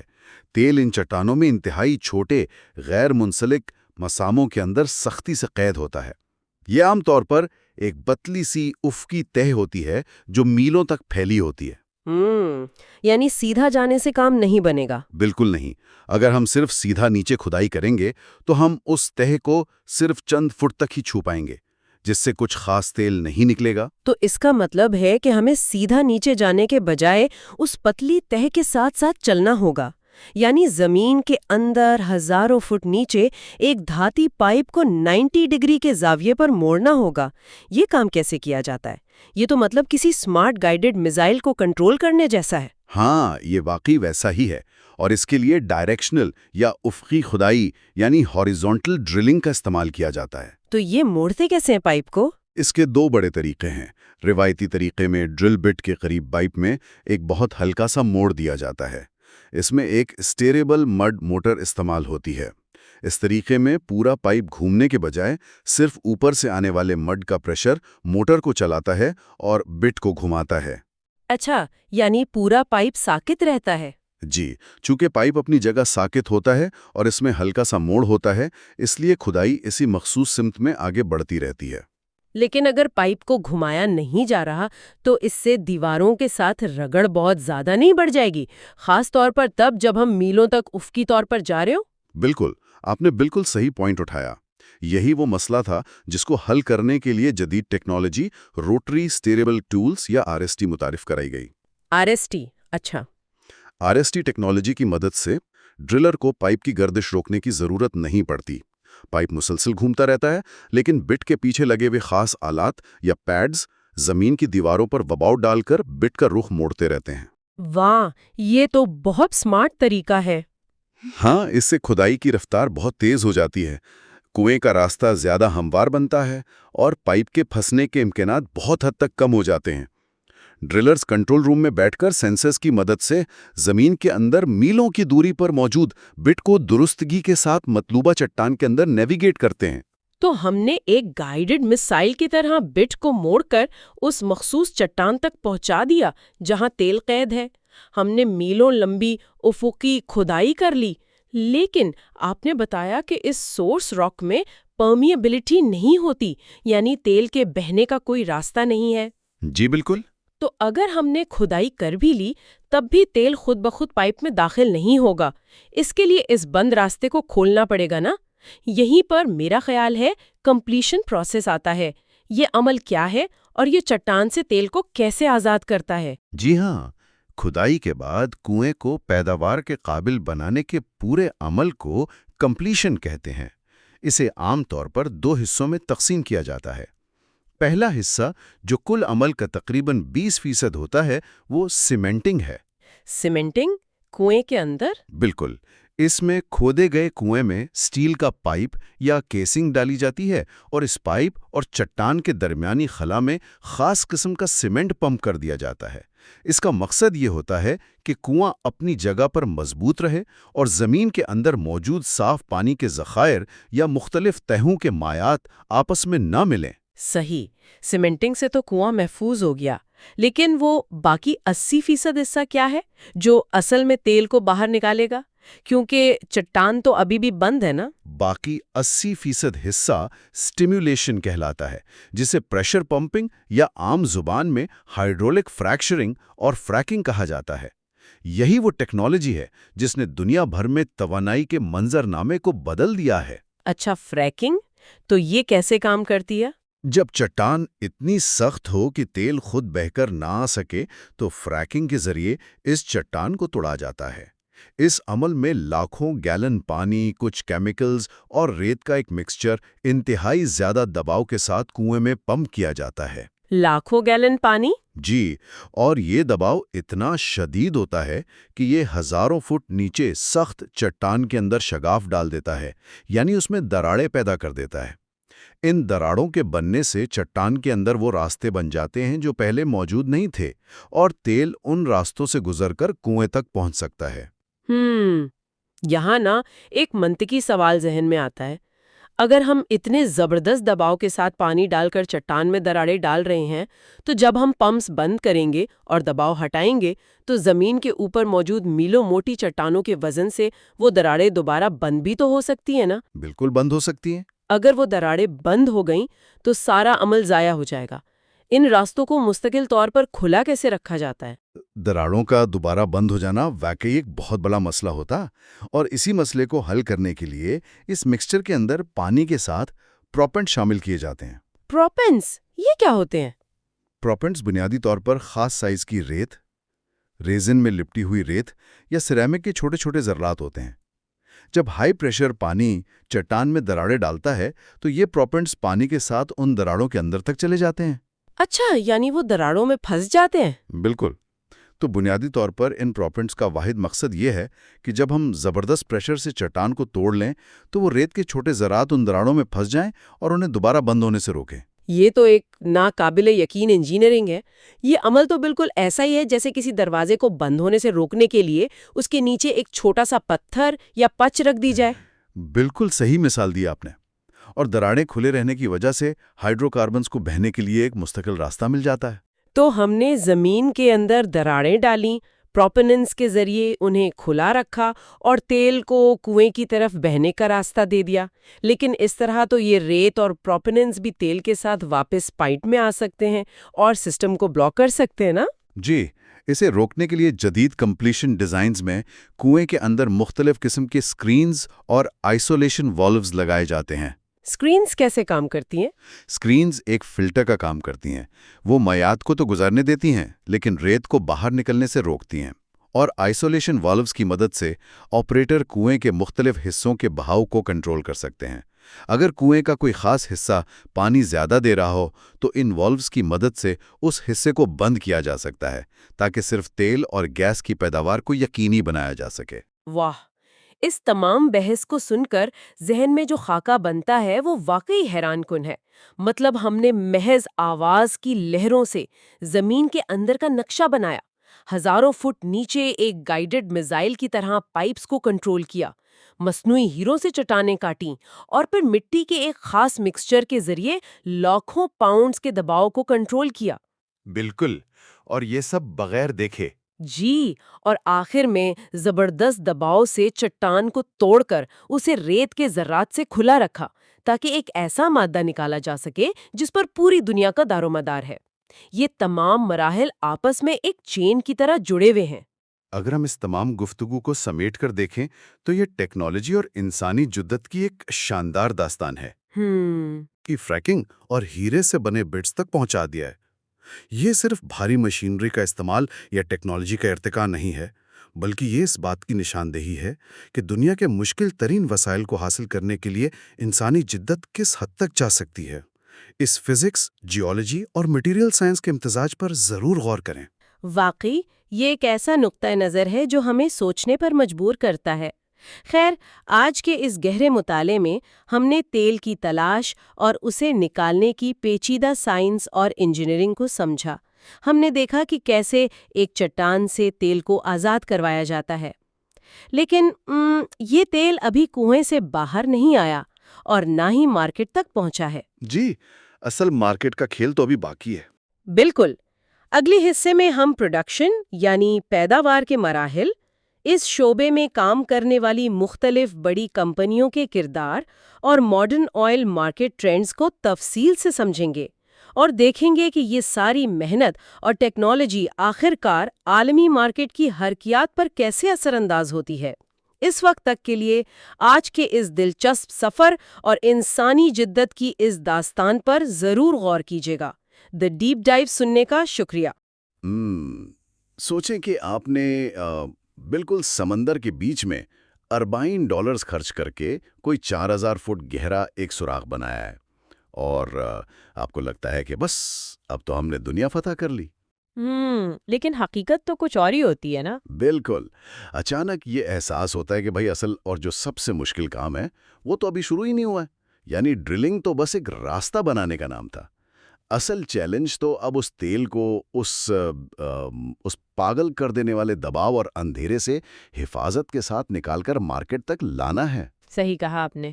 تو آج کے اس گہرے تجزیے میں ہم بالکل اسی پر بات کرنے والے ہیں۔ اگر آپ کو یاد ہو تو پچھلی کچھ نشستوں میں ہم نے آئل بیسکس کور کیے تھے۔ یہ دیکھا تھا کہ تیل بنتا کیسے ہے، اور پھر ہاریزونٹل ڈرلنگ اور فریکنگ جیسے کمالات کو سمجھا تھا۔ ہاں، وہ بڑا زبردست ڈسکشن تھا۔ لیکن آج ہم پردے کے پیچھے موجود اس پوری سلطنت کو دیکھیں گے جسے ہم پروڈکشن کہتے ہیں۔ آج کا جو ہمارا مقصد ہے وہ یہ سمجھنا ہے کہ ڈرلنگ کے بعد آخر ہوتا کیا ہے، یہ کام کون سی کمپنیاں کرتی ہیں، اور آج کی اس ماڈرن دنیا میں تیل کی قیمتیں آخر طے کیسے ہوتی ہیں۔ تو آئیں اس کو تھوڑا ڈیٹیل میں سمجھتے ہیں۔ یہ واقعی اس پوری کہانی کا سب سے دلچسپ موڑ ہے، کیونکہ جب ہم عام طور پر آئل انڈسٹری کا سوچتے ہیں نا، تو ذہن میں کیا آتا ہے؟ ویسے میرے ذہن میں تو وہی ہائی وے پر لگا کوئی بڑا سا پیٹرول پمپ آتا ہے، یا پھر کسی صحرا میں کھڑی ہوئی کوئی بہت بڑی ڈرلنگ رگ۔ ہاں، ایگزیکٹلی، زیادہ تر لوگ یہی سوچتے ہیں۔ لیکن جیسا کہ آپ نے ابھی کہا، ڈرلنگ کا مکمل ہونا تو بس ایک لمبے پروسیس کا پہلا حصہ ہے۔ جب ہم انفراسٹرکچر اور سروسز کی بات کرتے ہیں نا، تو یہ وہ مقام ہے جہاں انڈسٹری کا اصل معاشی پہیہ گھومتا ہے۔ اچھا۔ ان میں بڑی تفصیل سے یہ بات واضح کی گئی ہے کہ ڈرلنگ کے بعد کا جو مرحلہ ہے وہ دراصل انجینئرنگ اور ٹیکنالوجی کا ایک ایسا شاہکار ہے جو عام انسان کی نظروں سے بالکل اوجھل رہتا ہے۔ تو چلیں پھر اسی اوجھل دنیا سے ہی شروع کرتے ہیں۔ مان لیا کہ چلیں ڈرلنگ مکمل ہو گئی، اب اگلا قدم کیا ہے؟ کیونکہ ہمارے نوٹس میں ایک چیز بہت کلیئر ہے کہ ڈرلنگ کے بعد یہ جو سارا کام ہے، یعنی کنویں کو تیار کرنا، والوز لگانا، پائپ بچھانا، یہ وہ بڑی اور مشہور کمپنیاں نہیں کرتی جن کے ہم بورڈز دیکھتے ہیں، جیسے ایگزون یا شیل وغیرہ۔ بالکل نہیں، یہ کام ان کا نہیں ہے۔ یہ ساری ذمہ داری آئل فیلڈ سروسز یعنی OFS کمپنیوں کی ہوتی ہے۔ OFS کمپنیاں یعنی یہ ایکسپلوریشن سے لے کے پروڈکشن تک سب دیکھتی ہیں؟ ہاں، اس میں مختلف مراحل ہوتے ہیں، جیسے ایکسپلوریشن، ڈرلنگ، کمپلیشن اور پھر پروڈکشن۔ اور مارکیٹ میں SLB، ہیلی برٹن جسے HAL بھی کہتے ہیں، اور بیکر ہیوز یعنی BHI جیسے بڑے نام ان سروسز پر پوری طرح چھائے ہوئے ہیں۔ صحیح، لیکن مجھے جو چیز اس ڈیٹا میں سب سے زیادہ حیران کر رہی ہے نا، وہ سمندری تہ یعنی سبسی اور آف شور پروڈکشن کا نظام ہے۔ یعنی یہاں ایک لفظ بار بار آ رہا ہے، کرسمس ٹری۔ Christmas tree. اب ظاہر ہے یہ وہ درخت تو نہیں جس پر ہم لائٹس لگاتے ہیں اور گفٹس رکھتے ہیں۔ یہ کرسمس ٹری سمندر کی تہ میں آخر کیا کر رہا ہے؟ میں مانتی ہوں نام اس کا تھوڑا تہواروں والا ہے، لیکن اس کا کام بہت سیریس ہوتا ہے۔ دیکھیں، یہ کرسمس ٹری دراصل ایک بہت بڑا، انتہائی ہیوی ڈیوٹی ویلوز، پائپس اور سینسرز کا ایک سیٹ ہوتا ہے۔ اچھا، یعنی ایک پورا سیٹ اپ ہے۔ بالکل۔ جب سمندر کی تہ میں ڈرلنگ ہوتی ہے تو وہاں تیل اور گیس کا پریشر اتنا شدید ہوتا ہے کہ اگر اسے پراپرلی کنٹرول نہ کیا جائے تو وہ سب کچھ تباہ کر سکتا ہے۔ تو یہ کرسمس ٹری اس کے کنویں کے منہ پر فٹ کر دیا جاتا ہے۔ سمندر کی تہ میں؟ ہاں بالکل، سمندر کی تہ میں، پانی کے ہزاروں فٹ نیچے۔ یہ وہاں اس دباؤ کو مینج کرتا ہے اور فلو کو کنٹرول کرتا ہے۔ آپ اسے ایک انتہائی ہائی ٹیک اور دیوا ہائیکل نلکا سمجھ سکتے ہیں جو کبھی لیک نہیں ہو سکتا۔ کیا بات ہے! تو مطلب یہ OFS کمپنیاں بیسیکلی سمندر کی تہ کی پلمبرز اور میکینکس ہیں، یعنی وہ پائپس جوڑ رہی ہیں، والوز لگا رہی ہیں اور لیکیج کو روک رہی ہیں۔ ہاں بالکل، آپ انہیں دنیا کے سب سے مہنگے اور ہائی ٹیک پلمبرز کہہ سکتے ہیں۔ اور ان کی اس پلمبنگ میں ایک اور بہت اہم چیز شامل ہوتی ہے جسے امبلیکلز کہتے ہیں۔ امبلیکلز، یہ تو کسی میڈیکل کی ٹرم لگ رہی ہے، جیسے امبلیکل کارڈ جو بچے کو ماں سے جوڑتی ہے۔ ایگزیکٹلی جی۔ اور اس کا کام بھی بالکل ویسا ہی ہے جیسا آپ نے بتایا۔ یہ سٹیل یا تھرمو پلاسٹک کی موٹی موٹی ٹیوبز ہوتی ہیں جو سطح پر موجود کسی جہاز یا پلیٹ فارم سے لے کر نیچے سمندر کی تہ میں اسی کرسمس ٹری تک جاتی ہیں۔ اچھا، تو ان ٹیوبز کے ذریعے ہوتا کیا ہے؟ انہی ٹیوبز کے ذریعے ہائیڈرولک پاور، مختلف کیمیکلز اور الیکٹرک سگنلز نیچے بھیجے جاتے ہیں۔ یعنی اگر یہ امبلیکلز نہ ہوں تو سمندر کی تہ کا وہ پورا کرسمس ٹری اور پروڈکشن سسٹم بالکل اندھا اور بے جان ہو جائے۔ آپ کہہ سکتے ہیں کہ یہ اس پورے سسٹم کا اعصابی نظام یا نروس سسٹم ہے۔ زبردست. اور پھر جب یہ تیل ان پائپ سے ہوتا ہوا سطح پر آتا ہے نا تو اسے سٹور کرنے کے لیے FPSO سسٹمز استعمال ہوتے ہیں. FPSO. یعنی floating production storage and of loading. بالکل صحیح. یہ FPSOs بہت بڑے ٹینکرز ہوتے ہیں جو گہرے سمندر میں سالوں تک ایک ہی جگہ کھڑے رہتے ہیں. وہ وہیں سمندر کے بیچوں بیچ تیل کو پروسیس کرتے ہیں، سٹور کرتے ہیں اور پھر چھوٹے جہاز وہاں آ کے ان سے تیل لے جاتے ہیں. یعنی آپ کو سمندر سے زمین تک وہ لمبی پائپ لائن بچھانے کی ضرورت ہی نہیں پڑتی. ہاں ایگزیکٹلی، یہی تو اس کا فائدہ ہے. یہ سب سن کر تو بھائی ذہن گھوم جاتا ہے. لیکن ایک منٹ، سمندر کی تہہ میں جہاں پانی کا دباؤ اتنا زیادہ ہے کہ ایک عام سب مرین بھی پچک جائے، وہاں یہ کرسمس ٹری آخر فٹ کون کرتا ہے؟ یعنی یہ ویلوز کون کھولتا ہے؟ کیا واقعی غوطہ خور اتنی نیچے جاتے ہیں؟ یہاں سب سے حیران کن بات یہ ہے کہ اتنی گہرائی میں انسانوں کا جانا تو تقریباً ناممکن ہے، اور یہی اس ٹیکنالوجی کا سب سے کمال کا حصہ ہے. یہ سارا کام انسان نہیں کرتے بلکہ ROVs کرتے ہیں. ROVs یعنی ریموٹلی آپریٹڈ وہیکلز. ہاں، یہ پانی کے اندر چلنے والے روبوٹس ہوتے ہیں. ہوتا یہ ہے کہ سطح سمندر پر ایک جہاز ہوتا ہے جسے ڈائیونگ سپورٹ ویسل یا DSV کہتے ہیں. اس جہاز کے کنٹرول روم میں انسان بیٹھے ہوتے ہیں اور وہ جوئی سٹک کی مدد سے بالکل کسی ویڈیو گیم کی طرح ان روبوٹس کو کنٹرول کرتے ہیں. اوہ اچھا، یعنی اوپر بیٹھ کر گیم چل رہی ہے. بالکل. ان روبوٹس کے آگے کیمراز اور ہائیڈرولک بازو لگے ہوتے ہیں. یہ روبوٹس ہزاروں فٹ نیچے جا کر وہ بھاری بھرکم پائپس جوڑتے ہیں، ویلوز ٹائٹ کرتے ہیں اور مینٹیننس کا سارا کام بھی یہی کرتے ہیں. یہ تو واقعی کسی سائنس فکشن فلم کا سین لگ رہا ہے. اچھا، گہرے سمندر میں تو چلیں، روبوٹس نے سارا کام سنبھال لیا، لیکن اگر ہم سمندر سے نکل کر زمین کی طرف واپس آئیں تو وہاں تو ایسی کوئی چیز نہیں ہے نا. مجھے یہ بتائیں کہ وہ جو پرانے کنویں ہوتے ہیں جہاں سے سالوں سے تیل نکالا جا رہا ہے، جب ان کا قدرتی پریشر ختم ہو جاتا ہے تو پھر کیا ہوتا ہے؟ کیا ہم بس اپنا سامان پیک کرتے ہیں اور نئے کنویں کی طرف چلے جاتے ہیں؟ نہیں، اگر ہم ایسا کرنے لگیں تو دنیا میں تیل تو شاید کل ہی ختم ہو جائے. حقیقت یہ ہے کہ دنیا بھر میں آج 90% فعال کنویں یعنی ایکٹیو ویلز جن سے ہم اس وقت تیل نکال رہے ہیں، ان میں اتنا پریشر ہی نہیں بچا کہ تیل خود بخود سطح پر آ سکے. تو پھر کیا ہوتا ہے ان میں؟ ان کنووں کے اندر پانی بھرنا شروع ہو جاتا ہے. تو ان تھکے ہوئے پرانے کنووں سے تیل نکالنے کے لیے اور فلوئڈز کو باہر پھینکنے کے لیے ہم جو ٹیکنالوجی استعمال کرتے ہیں اسے آرٹیفیشل لفٹ کہتے ہیں. اور ویسے یہ بھی ایک بہت بڑی اور منافع بخش مارکیٹ ہے. آرٹیفیشل لفٹ یعنی ہم فرضی طریقے سے یا زبردستی تیل کو اوپر کھینچتے ہیں. ہمارے پاس جو ڈیٹا ہے اس کی کچھ اقسام لکھی ہیں، جیسے راڈ پمپس اور PCPs. اب مجھے ان کے نام تو سمجھ آ رہے ہیں، لیکن آسان الفاظ میں یہ کام کیسے کرتے ہیں؟ دیکھیں، آرٹیفیشل لفٹ کی 3 بڑی اقسام ہیں جو انڈسٹری میں سب سے زیادہ چلمی ہیں. سب سے پہلا تو وہی روایتی راڈ پمپ ہے جسے ریسیپروکیٹنگ راڈ پمپ بھی کہتے ہیں. ہاں، آپ نے اکثر ہالی ووڈ کی فلموں میں بھی دیکھا ہوگا کہ ٹیکسس کے کسی صحرا میں ایک لوہے کا پمپ لگا ہے جو کسی ہتھوڑے یا گھوڑے کی طرح بس اوپر نیچے ہو رہا ہوتا ہے. ہاں، وہ جو مسلسل سر ہلا رہا ہوتا ہے اسے شاید نوڈنگ ڈونکی بھی تو کہتے ہیں نا؟ ہاں بالکل وہی. وہ دراصل زمین کے اندر ہزاروں فٹ لمبے ایک راڈ کو اوپر نیچے کر رہا ہوتا ہے. یہ راڈ نیچے ایک پسٹن کو چلاتا ہے اور تیل کو تھوڑا تھوڑا کر کے ایک ایک گھونٹ کر کے اوپر کھینچتا ہے. یہ تھوڑا سمپل اور کم ٹیکنالوجی والا طریقہ ضرور ہے، لیکن آج بھی بہت زیادہ کارآمد ہے. صحیح. اور دوسری قسم کون سی ہے؟ دوسری قسم ہے PCP یعنی پروگریسو کیویٹی پمپ. آپ اسے ایک بہت بڑے دہائیکل پیچ یا سکرو کی طرح تصور کریں. اچھا، سکرو کی طرح. ہاں، جب یہ سکرو پائپ کے اندر گھومتا ہے تو یہ گڑھا تیل اور اس ریتیلے مائع کو زبردستی اپنے اندر پھنسا کر اوپر کی طرف ڈھکیلتا ہے. جہاں تیل بہت زیادہ گڑھا ہوتا ہے نا، وہاں یہ سسٹم بہترین کام کرتا ہے. اور اس کی تیسری قسم، کیونکہ نوٹس میں ایک اور پمپ کا ذکر ہے جو مجھے پڑھنے میں ہی بہت ہائی ٹیک لگ رہا ہے. یہ ان سب میں سب سے زیادہ ہائی ٹیک ہے.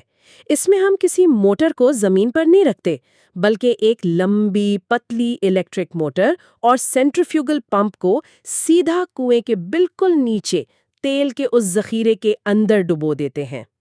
یعنی موٹر نیچے تیل کے اندر ہی چلی جاتی ہے؟ بالکل، اور وہاں وہ موٹر انتہائی تیزی سے گھومتی ہے اور ایک زبردست فورس کے ساتھ فلوئڈ کو سیدھا اوپر کی طرف پھینکتی ہے۔ تو جہاں ہمیں بہت تیزی سے اور بہت زیادہ مقدار میں تیل نکالنا ہو، وہاں ہم یہ ESPs استعمال کرتے ہیں۔ یار یہ تو بالکل ایسا ہی ہے جیسے کسی ملک شیک کے گلاس کے آخر میں بچ جانے والا حصہ۔ کیسے؟ دیکھیں نا، جب گلاس بھرا ہوتا ہے تو آپ بس اسٹرا لگاتے ہیں اور وہ فوراً منہ میں آ جاتا ہے۔ یہ تو ہو گیا وہ نیا کنواں جس میں اپنا پریشر ہے، لیکن جب گلاس تقریباً خالی ہو جائے اور اس میں برف اور شیک وغیرہ مکس ہو جائے تو آپ کو اسٹرا سے بہت زور لگا کر کھینچنا پڑتا ہے یا پھر چمچ سے نکالنا پڑتا ہے۔ تو یہ جو ESPs اور PCPs ہیں، یہ تو بالکل وہی آخری قطرے نکالنے والا کام کر رہے ہیں۔ ہاں، یہ تشبیہ آپ نے واقعی بہت زبردست دی ہے۔ بالکل یہی کانسیپٹ ہے۔ اور مزے کی بات بتاتی ہوں، اس ملک شیک کے آخری قطرے کو نکالنے کا یہ جو بزنس ہے نا، یہ آخر کتنا بڑا ہے، اس کا اندازہ آپ ایک چھوٹے سے فیکٹ سے لگائیں۔ جی بتائیں۔ ہمارے ڈیٹا کے مطابق 2013 میں جنرل الیکٹرک یعنی GE نے ایک کمپنی خریدی تھی جس کا نام تھا لفکن۔ اچھا، لفکن۔ ہاں، اب یہ کمپنی کوئی بہت ہائی ٹیک روبوٹس یا سبزی والوز نہیں بناتی تھی، یہ بس یہی روایتی راڈ پمپس بناتی تھی۔ اور آپ کو پتہ ہے GE نے اسے کتنے میں خریدا؟ کتنے میں؟ $3.3 بلین میں۔ ویٹ، ریئلی $3.3 بلین ایک پمپ بنانے والی کمپنی کے لیے؟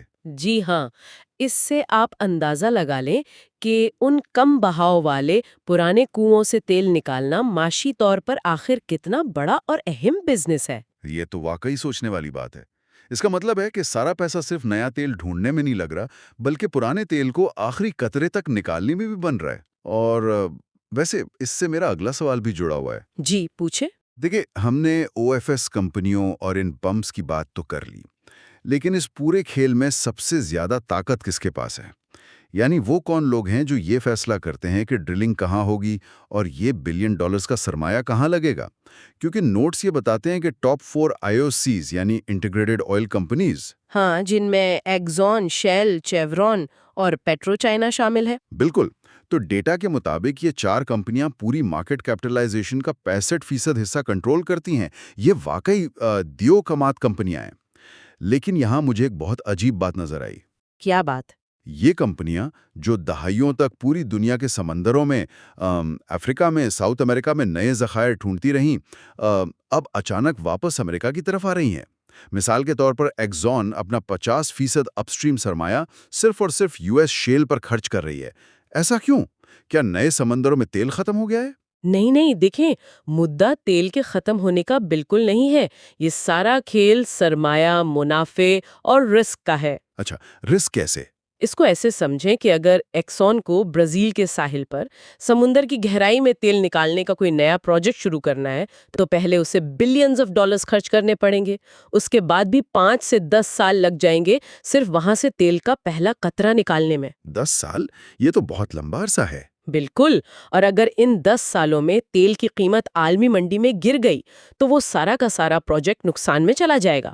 ہمارا ڈیٹا بتاتا ہے کہ ایک وقت ایسا بھی آیا تھا جب تیل $100 فی بیرل پر تھا، لیکن تب بھی گہرے سمندر کے 70% پروجیکٹس نقصان میں تھے۔ ان کا بریک ایون پوائنٹ ہی بہت اوپر ہوتا ہے۔ تو یعنی وہ فائنینشلی وائبل ہی نہیں تھے۔ ایگزیکٹلی۔ اب اس کے مقابلے میں آپ امریکہ کے پرمین بیسن کو دیکھیں۔ سرمایہ کی اس جنگ میں پرمین بیسن اس لیے جیت رہا ہے کیونکہ وہاں رسک کم ہے اور منافع بہت جلدی ملتا ہے۔ پرمین بیسن میں ایسا کیا جادو ہے کہ سب وہیں بھاگے جا رہے ہیں؟ جادو بس یہ ہے کہ آپ آج فیصلہ کریں، کچھ ہفتوں میں زمین پر ڈرلنگ کریں اور کچھ ہی مہینوں میں وہاں سے تیل نکلنا اور بکنا شروع ہو جاتا ہے۔ آپ کو وہ 10 سال کا لمبا انتظار نہیں کرنا پڑتا۔ صحیح۔ اسے شارٹ سائیکل انویسٹمنٹ کہتے ہیں۔ جب ان بڑی کمپنیوں نے یہ دیکھا کہ سمندر میں اربوں ڈالر پھنسا کر 10 سال تک دعا کرنے سے بہتر ہے کہ اپنے ہی ملک میں ڈرلنگ کریں اور 6 مہینے میں پروفٹ کمانا شروع کریں، تو اپنا سارا سرمایہ US شیل کی طرف موڑ دیا۔ اچھا، تو یہ ساری گیم کیش فلو اور سپیڈ کی ہے، اور ویسے اس ایک فیصلے نے عالمی مارکیٹ کا پورا نظام ہی بدل کر رکھ دیا ہے، کیونکہ اب اس ڈیٹا کا سب سے امپیکٹ فل حصہ آ رہا ہے۔ ہاں، اور وہ کیا ہے؟ وہ یہ کہ امریکہ اب دنیا کا سوئنگ پروڈیوسر بن چکا ہے۔ بالکل۔ اس کا مطلب یہ ہے کہ دنیا میں کوئی اور ملک اتنی تیزی سے اپنی پروڈکشن کم یا زیادہ نہیں کر سکتا جتنا کہ امریکہ کر سکتا ہے۔ یہاں ڈیٹا میں ایک بہت زبردست مثال لکھی ہے کہ تاریخ کی سب سے تیز ریکوری تب ہوئی جب قیمتیں کریش ہو کر $50 تک آ گئی تھی، لیکن تب بھی صرف 10 مہینے کے اندر امریکہ میں کام کرنے والی ڈرلنگ رگز کی تعداد 2 گنی ہو گئی۔ ہاں، یہ بہت بڑی بات تھی۔ لیکن یہاں آ کر میں تھوڑا کنفیوز ہو رہا ہوں اور یہ بات آپ کو سمجھانی پڑے گی۔ جی پوچھیں۔ ڈیٹا میں لکھا ہے کہ آج کے دور میں تیل کی قیمتیں نئی ڈرلنگ کو بڑھاوا دینے کے بجائے امریکی پروڈکشن کی گروتھ کو کنٹرول یا سپریس کرنے کا کردار ادا کر رہی ہیں۔ اب یہاں بات واقعی دلچسپ ہو جاتی ہے، کیونکہ بیسک اکنامکس جو ہم سب نے اسکول میں پڑھی تھی وہ تو یہ کہتی ہے کہ جب کسی چیز کی قیمت بڑھتی ہے تو اس کی سپلائی اور گروتھ بڑھتی ہے، کمپنیاں زیادہ چیزیں بناتی ہیں۔ تو یہاں قیمت پروڈکشن کو دبا یا سپریس کیسے کر رہی ہے؟ یہ تو بالکل ہی الٹی بات لگ رہی ہے مجھے۔ میں مانتی ہوں یہ بظاہر کافی الٹی بات لگتی ہے، لیکن یہی آج کی ماڈرن آئل مارکیٹ کا سب سے بڑا پیراڈاکس ہے، ایک عجیب سی گتھی ہے۔ تو اس گتھی کو تھوڑا سلجھائیں۔ ضرور۔ اسے ایسے سمجھیں، فرض کریں یو ایس شیل انڈسٹری کا تیل نکالنے کا خرچہ تقریباً $65 بیرل ہے۔ ٹھیک ہے۔ ٹھیک ہے، اب جیسے ہی عالمی مارکیٹ میں تیل کی قیمت $70 یا $75 تک پہنچتی ہے تو یہ شیل آپریٹرز، جیسا کہ ہم نے پہلے بات کی، یہ اتنے تیز اور فلیکسیبل ہیں کہ یہ راتوں رات اپنی رگز آن کر دیتے ہیں۔ وہ ایک دم سے ہزاروں نئے کنویں ڈرل کر دیتے ہیں، کیونکہ اب منافع کا مارجن بن گیا ہے۔ صحیح، قیمت بڑھی تو انہوں نے پروڈکشن بڑھا دی۔ یہاں تک تو سب سمجھ آ رہا ہے، نارمل اکنامکس ہے۔ بالکل، لیکن مسئلہ یہاں شروع ہوتا ہے۔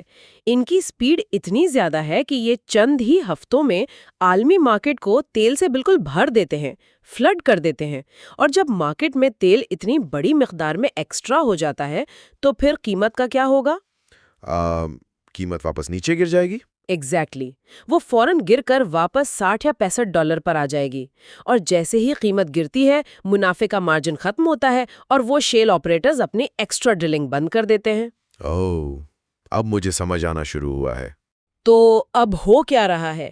ان کی اپنی رفتار ہی ان کی سب سے بڑی طاقت بھی ہے اور دشمن بھی۔ جیسے ہی قیمت ایک خاص حد سے اوپر جانے کی کوشش کرتی ہے، امریکی شیل کی وہ تیز رفتار سپلائی اس قیمت کے سر پر ہتھوڑا مار کر اسے واپس نیچے گرا دیتی ہے۔ زبردست۔ اسی لیے ہم کہتے ہیں کہ لمبی مدت میں اب $65 سے $75 تیل کی ایک نئی مارجنل کاسٹ بن چکی ہے، اور قیمت اب پروڈکشن کو مزید اوپر نہیں جانے دے رہی بلکہ اسے سپریس کر رہی ہے۔ وہ سپلائی کو مینج کر کے مارکیٹ پر حکمرانی کر رہے ہیں، اور اسی چکر میں اوپیک جیسی بڑی تنظیمیں جو پہلے سپلائی روک کر قیمتیں طے کرتی تھیں، ان کی اہمیت کافی کم ہوتی جا رہی ہے۔ یہ تو واقعی مائنڈ بلوئنگ بات ہے، مطلب انہوں نے پوری مارکیٹ کو ایک لوپ میں پھنسا دیا ہے۔ قیمت اوپر جائے گی، ہم ڈرل کریں گے، سپلائی بڑھے گی اور قیمت پھر سے نیچے آ جائے گی، اور یہ سائیکل بس چلتا رہے گا۔ بالکل۔ لیکن اگر قیمتیں واقعی $65 یا $75 کی سیلنگ کے بیچ ہی پھنسی رہیں گی اور اوپر نہیں جائیں گی، تو پھر یہ عالمی انڈسٹری آگے چل کر منافع کیسے کمائے گی؟ خاص طور پر تب جب، جیسا آپ نے پہلے بتایا، روایتی تیل کے کنویں دن بدن پرانے ہو رہے ہیں۔ یہی وہ اہم سوال ہے جس نے پوری انڈسٹری کو ایک بالکل نیا بزنس ماڈل سوچنے پر مجبور کر دیا ہے، کیونکہ پرانے طریقے اب نہیں چلیں گے، اور اس نئے ماڈل کو ہم مینجڈ شیل کہتے ہیں۔ Manage shell? ہاں، یا اسے انٹیگریٹڈ پروجیکٹ مینجمنٹ بھی کہا جاتا ہے۔ یہ ایک ایسا کانسیپٹ ہے جو آنے والے وقت میں او ایف ایس کمپنیوں کی پوری نوعیت اور مستقبل بدل کر رکھ دے گا۔ تو میں یہ سمجھنا چاہوں گا کہ یہ مینج شیل روایتی طریقے سے آخر کتنا مختلف ہے، کیسے کام کرتا ہے یہ؟ کو ہائر کرتی تھی، پائپ ڈالنے کے لیے دوسری کو بلاتی تھی، اور کمپلیشن یا آرٹیفیشل لفٹ لگانے کے لیے کسی تیسری کمپنی کا انتخاب کرتی تھی۔ ہاں، یعنی سب الگ الگ کام کر رہے ہیں۔ بالکل، سب اپنا اپنا کام کرتے، اپنی فیس وصول کرتے اور چلے جاتے۔ لیکن اب مسئلہ کیا ہے؟ دنیا بھر میں جو حکومتی تیل کمپنیاں ہیں، جنہیں ہم NOCs یا نیشنل آئل کمپنیز کہتے ہیں، ڈیٹا کے مطابق ان کی کل پروڈکشن کا 60% حصہ ہر سال 8% کی شرح سے گر رہا ہے۔ یعنی ان کے کنویں جلدی بوڑھے ہو رہے ہیں۔ صحیح، ان کے پاس زمین ضرور ہے، ریزروز بھی ہیں، لیکن ان کے پاس وہ اعلیٰ درجے کی ٹیکنالوجی اور تیز رفتار کام کرنے کی صلاحیت نہیں ہے جو ہیلی برٹن یا SLB جیسی کمپنیوں کے پاس ہے۔ تو اب یہ OFS کمپنیاں ان NOCs کے پاس جاتی ہیں اور ایک نئی آفر دیتی ہیں۔ کیا آفر دیتی ہیں؟ وہ کہتی ہیں کہ دیکھیں، آپ ہمیں صرف ایک پائپ جوڑنے یا پمپ لگانے کی فیس نہ دیں، آپ یہ پورا کا پورا کنویں کی ترقی کا پروجیکٹ ہمیں دے دیں۔ ہم اس کا مکمل کنٹرول سنبھال لیں گے، ہم خود ڈرلنگ کریں گے، خود والوز لگائیں گے، خود آرٹیفیشل لفٹ مینج کریں گے، اور بدلے میں یا تو آپ ہمیں ایک بہت بڑی پہلے سے طے شدہ فیس دیں، یا پھر اس کنویں سے جو بھی تیل نکلے گا اس کے منافع میں ہمیں برابر کا حصہ دار بنائیں۔ واہ بھائی، یعنی اگر میں اسے ایک روزمرہ کی مثال سے جوڑوں تو یہ بالکل ایسا ہی ہے جیسے میرے پاس ایک پلاٹ ہے لیکن مجھے گھر بنانا نہیں آتا، تو میں پلمبر، الیکٹریشین اور کسی مستری کو الگ الگ دہاڑی پہ بلانے کے بجائے بس ایک فل سروس پراپرٹی مینجمنٹ یا کنسٹرکشن کمپنی کو پورا ٹھیکہ دے دوں اور ان سے کہوں کہ بھائی ہر چیز آپ خود سنبھالیں اور بس تیار گھر کی چابیاں مجھے لا کر دے دیں۔ ہاں، یہ 100% بالکل درست اور آسان مثال ہے۔ مینج شیلز اور انٹیگریٹڈ پروجیکٹ مینجمنٹ بالکل یہی چیز ہے۔ اس ماڈل میں سب سے بڑا فائدہ یہ ہوتا ہے کہ سروس کمپنی اور ایسٹ مالک دونوں کا منافع ایک دوسرے سے جڑ جاتا ہے۔ اچھا، جب سروس کمپنی کا اپنا منافع داؤں پر لگا ہوتا ہے نا، تو وہ وہاں سب سے بہترین اور ماڈرن ٹیکنالوجی استعمال کرتی ہے تاکہ تیل جلدی اور زیادہ نکلے، اور جو مالکان ہیں ان کی جان چھوٹ جاتی ہے اس گرتے ہوئے پروڈکشن کے مسئلے سے۔ یہی وجہ ہے کہ ماہرین یہ کہتے ہیں کہ آئندہ 5 سالوں میں انڈسٹری مکمل طور پر بدل جائے گی۔